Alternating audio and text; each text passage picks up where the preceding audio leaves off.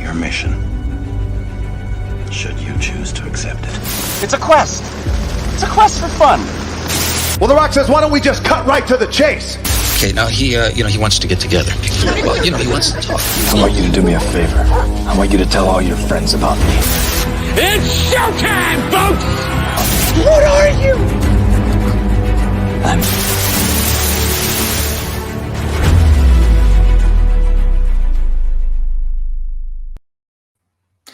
Greetings and salutations. Welcome to And I Quote, the weekly show where we introduce you to content creators of all shapes and sizes who are joining us from any and all corners of the nerd universe. We have friendly conversations and we find out what projects they have planned for the future.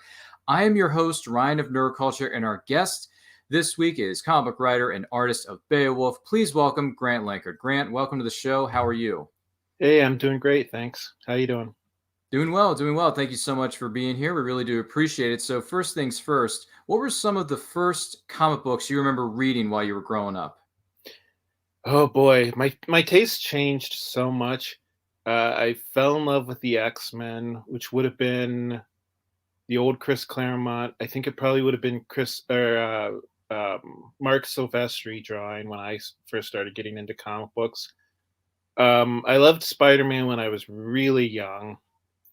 I read a What If issue of featuring Spider-Man where Spider-Man died, and I think that was like one of the first times I ever thought about mortality as a kid.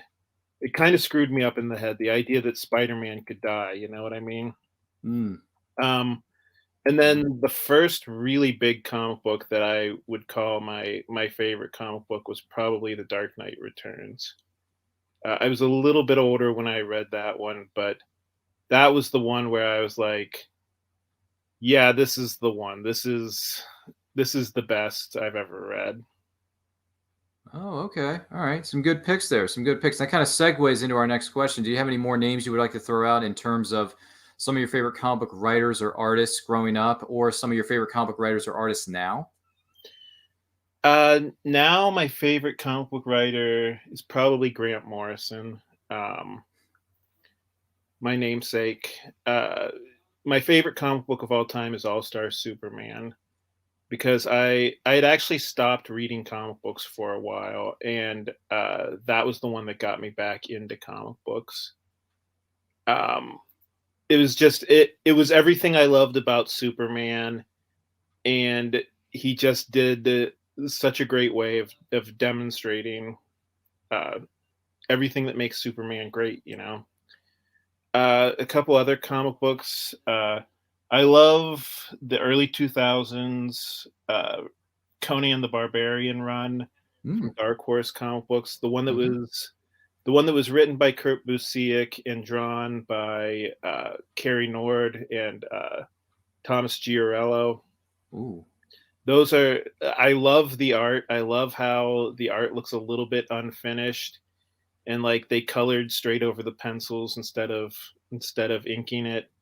And I love the fact that they just adapted the old Robert Howard stories instead of coming up with new ones.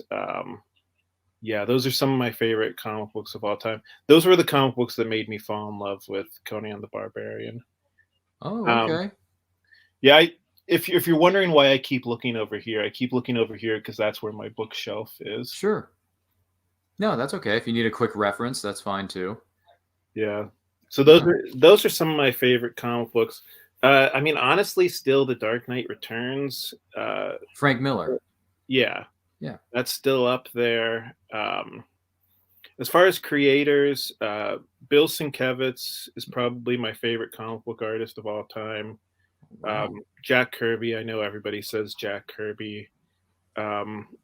He's not too much of a comic book creator, but of course I love Bruce Timm. He's one of my favorite artists, and of course the guy who influenced Bruce Timm was Alex Toth. Mm-hmm. All my favorite. Those are all my favorite guys. You know, I'm going to turn it on another light because that's okay. It's dark in here. No, it's okay. Yeah. Do I look better now? Yeah, you Yeah, No, it's no, almost like it's you got a great. bit of a halo on the top of your head. No, it's fine. It's all good. There's no worries there. Whatever makes you feel most comfortable is fine with us here at Nerd Culture. But yeah, there's some great names out there. You got Frank Miller's what is it, The Dark Knight Returns, and Chris Claremont, Kurt Busiek. I believe Kurt Busiek and Alex Ross did Marvels, the graphic Right. novel known as Marvels, and I just read that for the first time not too long ago. That was some incredible storytelling. You brought up Chris Claremont, if I remember correctly. I just read X-Men: God Loves, Man Kills. That is some Good good one. stuff. It's very deep and dark, though. It's very deep and dark, but it gives us an insight into why we care about certain characters within the X-Men universe or other, why some people say your hero is only as good as your villain, and Stryker in X-Men: God Loves, Man Kills is incredible. So Yeah, that's a great one. that's a dark story, though. Chris Whew. Claremont made so many great ones Yeah. throughout the late 70s and early 80s, Mhm. even into the 90s a little bit. Mm-hmm. Yeah. So yeah, X-Men: God Loves, Man Kills. If anyone's curious, Chris Claremont and others were a part of that story, and that is one of the most darkest, brutal, incredible stories I've read so far in my graphic novels that I've read up to this point. Granted, I still got a long way to go, but with that one, it's one of the highlights of my reading journeys that I've had thus far. But anywho, what would you say are some of your favorite comic book based movies or TV series? Anything stick out there? I think still, God, I remember the first time I saw The Dark Knight.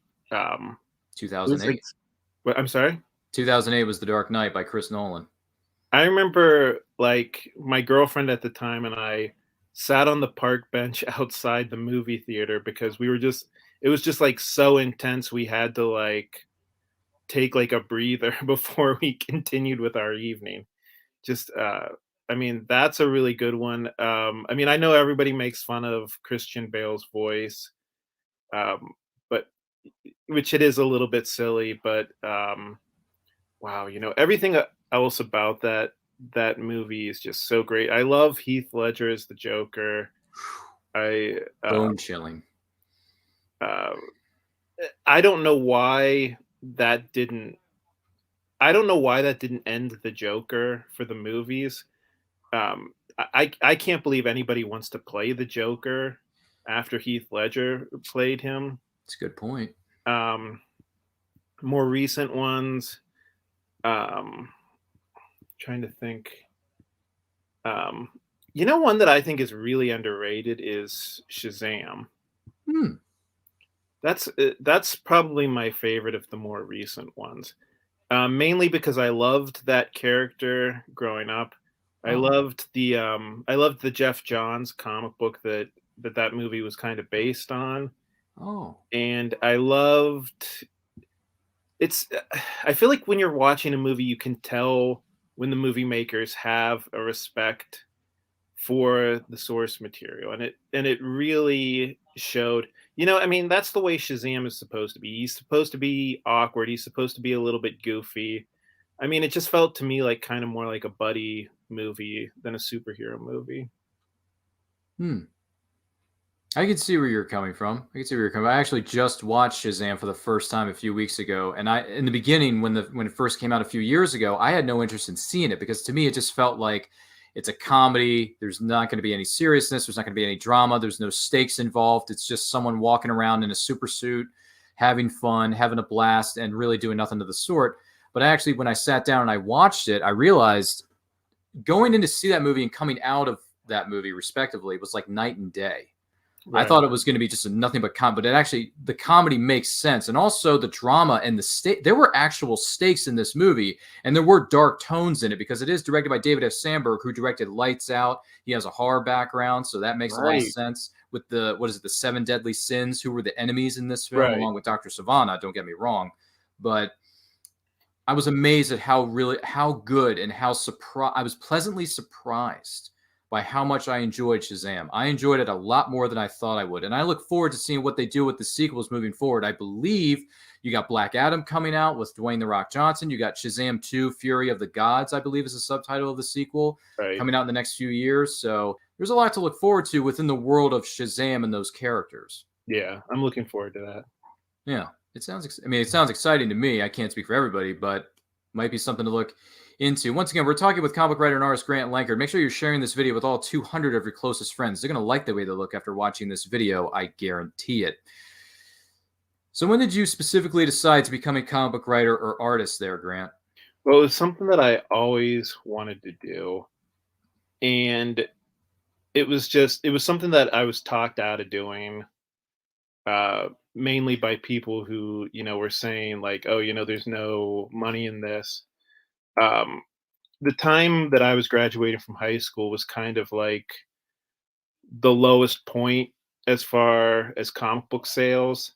And I've heard a lot of comic book creators, the one thing they always say is people always are predicting the end of comic books. So don't let that discourage you. Mm-hmm. And yeah, I mean, you can go back 20 years and hear and read articles in magazines saying, oh, this is the year comic books die or whatever. But yeah, so I went into graphic design, thinking that would be like a good middle ground, like something creative that you could still make money at. And it's totally not. It's so boring. It's so uncreative. I was so frustrated and so discouraged. It's just a boring cubicle job.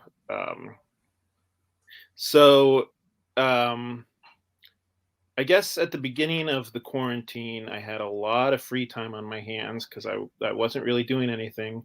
And I remember at the time I was watching and rewatching the Image Comics documentary that came out around that time. And I was trying to figure out what it was about the documentary that just made me so happy watching it.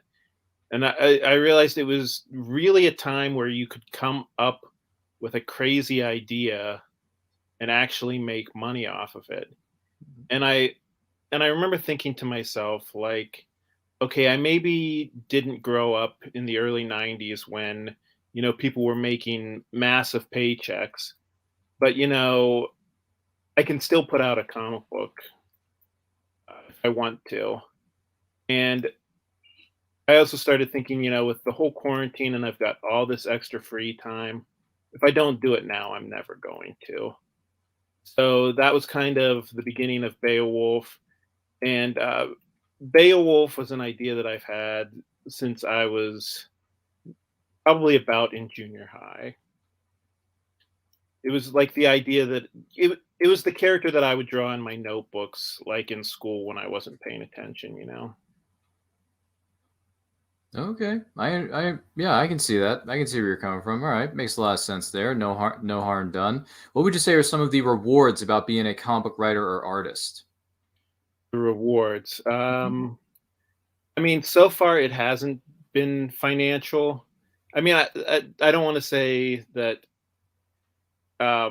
There have been a couple times where I've complained about like the money that I was making, and people kind of took that the wrong way. Like, and I don't want to complain about it, but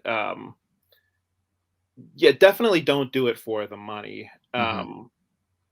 But yeah, I mean the rewards are just people reading your comic book. There was one time I remember I sold issue number 1 of Beowulf to a kid on Friday of a comic book convention, and he came back on Sunday to pick up issue 2. He was like, "Yeah, I wasn't planning on coming back to the convention, but I read issue 1 yesterday, and I was like, oh man, I have to read issue 2." So that made me happy. When people say stuff like that, that makes me really happy. Like when people are excited about your Kickstarter, like, when you post on Facebook and you can tell that they're not just saying it, and you can tell that it's genuine, that you're genuinely excited about your Kickstarter. Those are the rewards, I think. Oh, there you go. There you go. On the other side of the fence, though, what would you say are some of the biggest challenges about being a comic book writer or artist? Finding time, not being drawn away by things that you could make more money at. honestly, because like right now I still do some freelance graphic design on the side. Mhm. And let's be honest, I could probably make more money doing that. But I have to find time in my day to work on comic books. Mhm. Some of the I mean, making comic books isn't all just fun and creative. There's also like clerical work, which for now I don't really have the budget that I can like hire people to do. Um, I find, if I end up doing like clerical work like more than like maybe 2 or 3 days in a row, that's when I start to get like, okay, I need to figure out a way to get back into doing the creative stuff more. I'm gonna plug in my computer here real quick. Sorry, That's okay. it's about to go off. Sorry. It's okay. Whatever you got to do. Keep things rolling, I suppose. Right. All right. Sorry about that. That's okay. I'm It's good. not a problem. Okay. All right. Any? I'm trying to think here. Any other challenges come to mind, or is that pretty much sum it up for you? I mean, they're creative challenges too, but those are a lot more fun. Figuring out ways around plot holes, figuring out ways to make each page layout look different. Those are the things that are kind of more fun, though. Yeah. All right. I can see where you're coming. I can see where you're coming from with that. Once again, we're talking with comic book writer and artist Grant Lankard here. Make sure you're sharing this video with all 300 of your closest friends because they're going to like the way they look after watching this video. I guarantee it.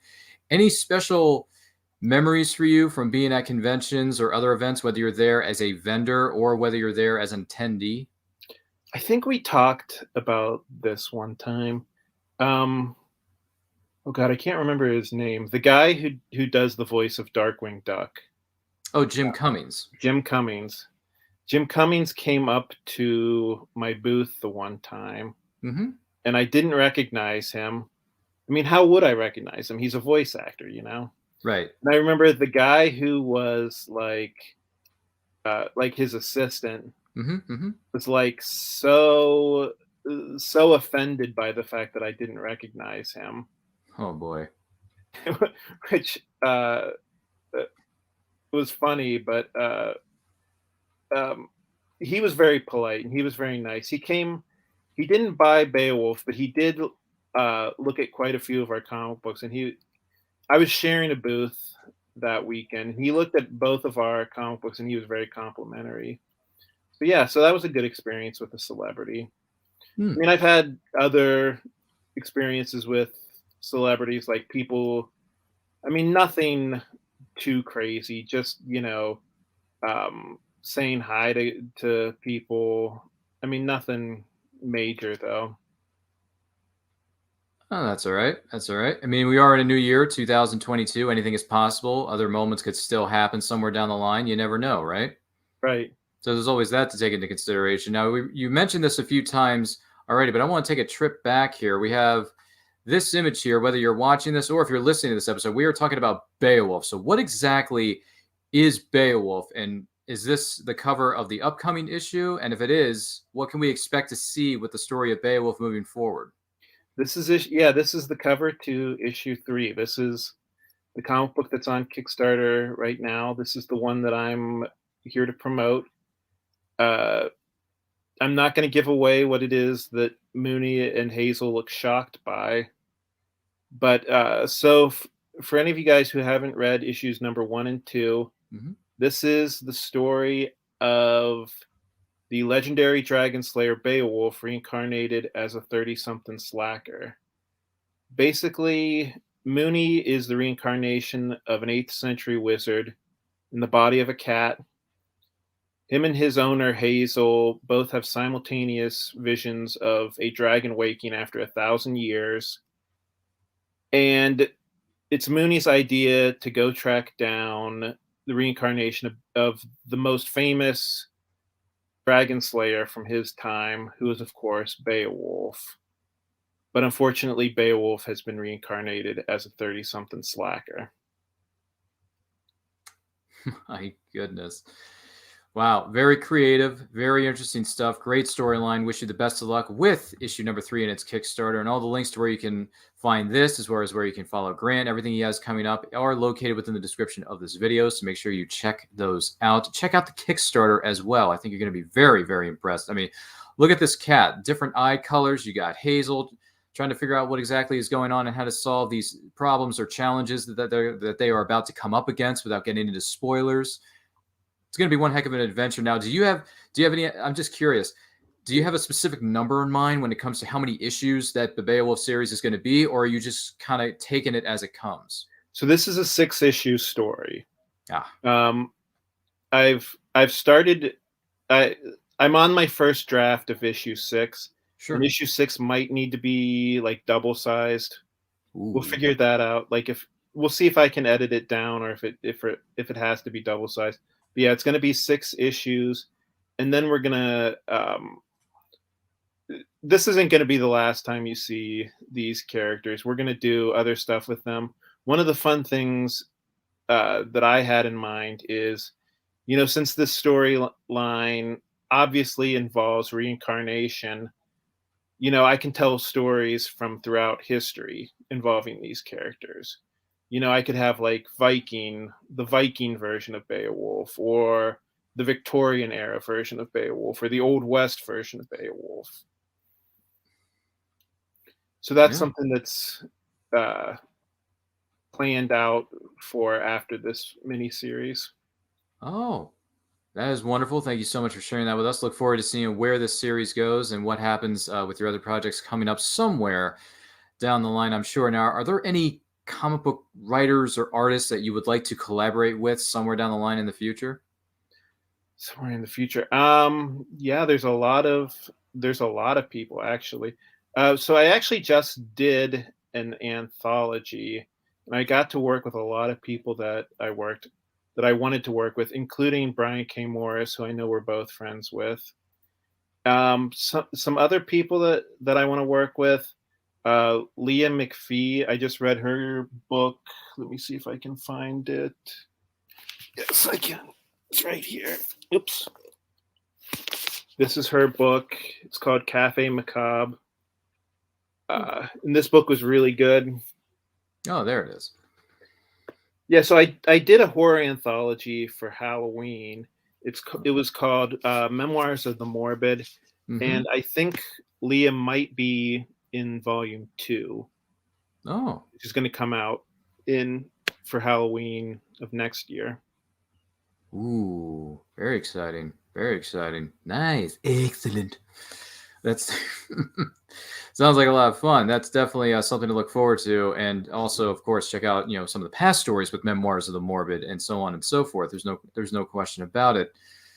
Excellent stuff, man. Really good stuff. Now, just want to let you know that this episode of And I Quote, and every episode of And I Quote, is indeed powered by Pod Decks. Now, Pod Decks are unique interview questions as well as episode starting prompts within the palm of your own hand. So whether you're a new podcaster, you're an existing broadcaster looking to grow your audience or get more engagement, you're going to want to check out poddecks.com. Use the code NERDCULTURE to get 10% off your order. You're not going to want to miss it. So, Grant, your first question is, are you related to anyone famous or historical? And if so, who?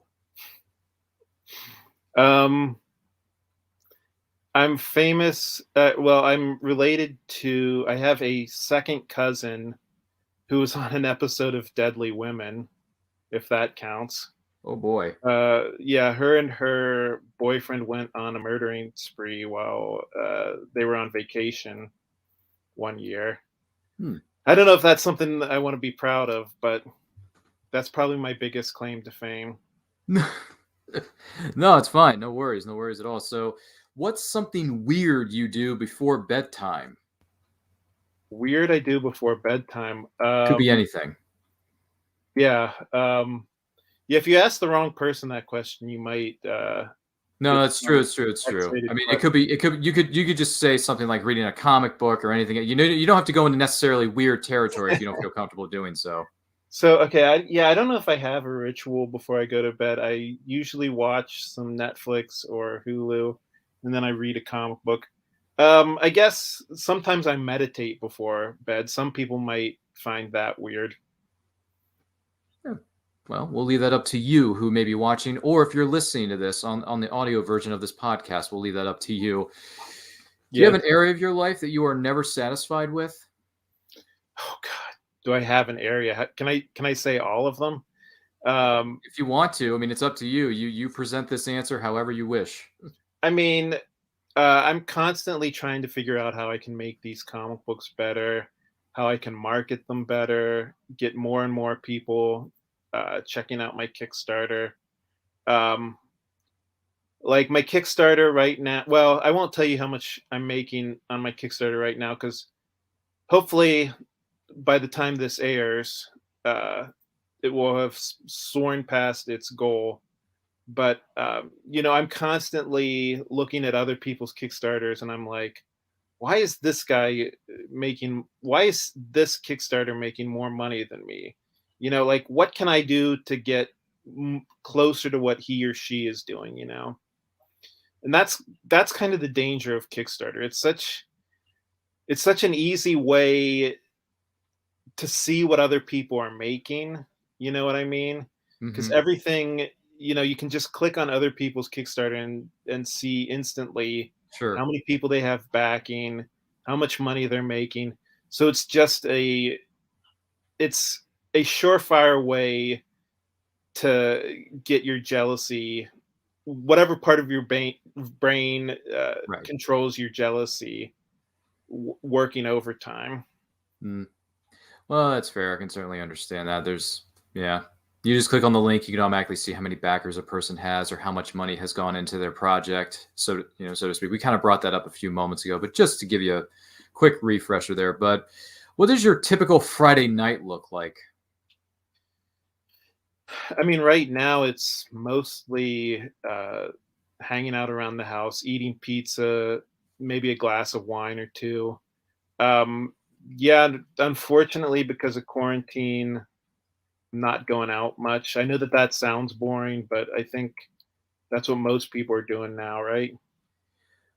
Well, I think it's a mixture of both yes and no, because certain areas don't have as high rate. I don't want to get into a whole discussion about this here, but I'm just saying some people have started going back to normal, whether it's going back to their jobs at the office, whether it's going to public events, whether it's sporting events, concerts, tours, that sort of thing. Some areas are staying in quarantine because they may have a lot of people who are unfortunately infected or whatever the case may be. But please, to all of you out there, please stay healthy and stay strong and stay safe during this difficult time that we're all in. Not to go on a separate subject matter here, but just giving you a heads up. So name something on your to-do list that never gets done.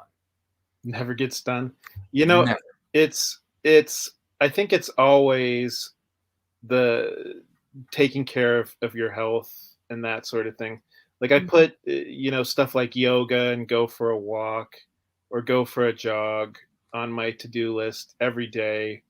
And at the end of the day, when I'm like, oh, I guess I didn't get to that, it's almost always those things, right? Yeah. They seem to be the easiest things to just say, oh, I'll do that tomorrow. That's true. That's true. I know I should probably exercise more, and yet I still decide not to do it because I'm just so used to being inside, reading my comics or working on other creative projects for other podcasts or other things that I may be doing and working with other people. Because working with a team, you get used to it after a while. So you're just used to being in front of the same screen or same set of circumstances for a certain amount of time. Then again, it never hurts to go out and enjoy the sun and get some vitamin D. There's your quick. Try to pay a visit outside and get some sunlight PSA. There you go, right there. It's for you. Yes.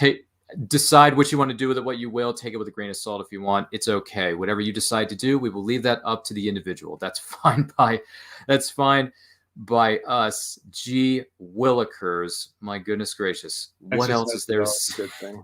I know, right? What else is there say to that. My goodness. Well, we want to take this opportunity to thank Grant Lankard for being our guest this week on And I Quote. Grant, thank you so much for being here. We do appreciate it. What projects do you have coming up, and where can the person watching or listening to this find you online and everything you do have coming up? What do you got?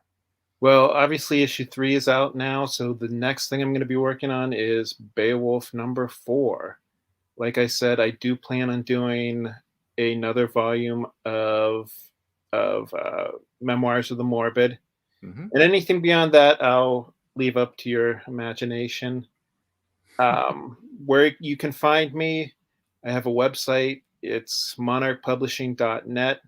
You can go on there and you can actually get a free sample of Beowulf number 3. On Facebook and Instagram and Twitter, I have a very distinct name, Grant Lankard, spelled, I'm sure it's in the episode notes. If you search for Grant Lankard, I'm pretty sure I'm the only Grant Lankard on any of those platforms.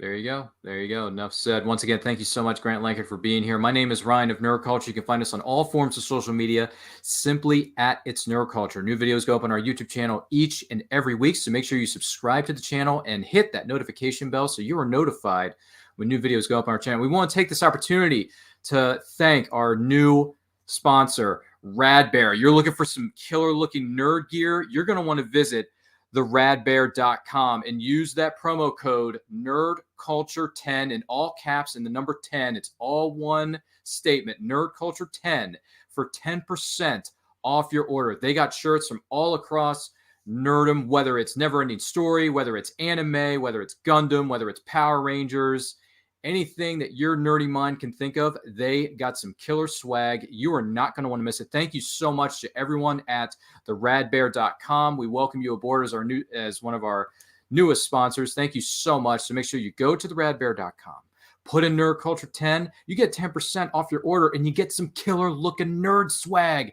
Look at that. You got Power Rangers, Never Ending Story, Gundam, 3 Ninjas merchandise, Teenage Mutant Ninja Turtles. There's all sorts of cool stuff. You're not going to want to miss out on that new opportunity. And our new sponsor, theradbear.com, the best nerd brand in the universe today. Thank you so much to them for coming on board, being our latest sponsor. We are so thankful for them. Cannot wait to see what other designs they have in store for you in the future. But, oh my goodness gracious, that was a lot. But in the meantime, to you, thank you for tuning in. And don't forget to make sure that you stay strong, stay healthy, stay safe. And most importantly, life is better when reading. You want to read a book? You want to read comic books? No shame in it. Go and check it out. But listen, you don't have to take our word for it. Take a look at this. A Personal Journey with Jack Kirby, written by Glenn B. Fleming. Take a look.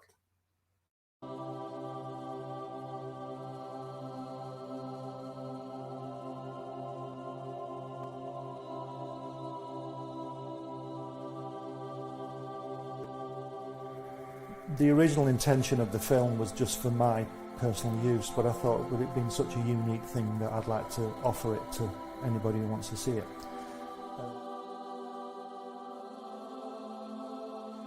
On the first visit, Jack took us into his another room, separate room, and there were these brown parcels full of artwork piled up, and he said to me, "You draw like I do." We were in the studio for 5 hours, you know. It was fantastic. And there's this, he's got this desk, and everything he's ever drawn has come from this desk. And then I would just go with the flow, and that's what this film is about. It's just a unique film of him. He says, "I beat you." He says, "They say we came in under the dead heat." He says, "That's not true because I beat you." And the American said, "Well," he says, "if you like to think so," he says, "but I know the real story." He says, I know I clearly won that one." Well, Joe is 6'3", and I was a run, from the Lower East Side. And being Joe's partner was an advantage to me because Joe was believable, you know. They would talk to Joe, and The Goodman brothers would get to know him. Martin Goodman owned Marvel at that time. He went to his mother and he says, look, Jackie got a job drawing. He says, they're paying him part, they're paying him money for drawing. He says, suppose I go with Jackie. He says, and he says, they'll pay me money. He says, I'll draw and they'll pay me money. He said, I'll give the money to you, which we did. We gave it all to our mothers. They called me from Nassau. You know, I lived in Long Island. And they say, would you like to come down and draw these guys in training? I swear, this is not a story. And I said, yes, of course, I'd love to come down.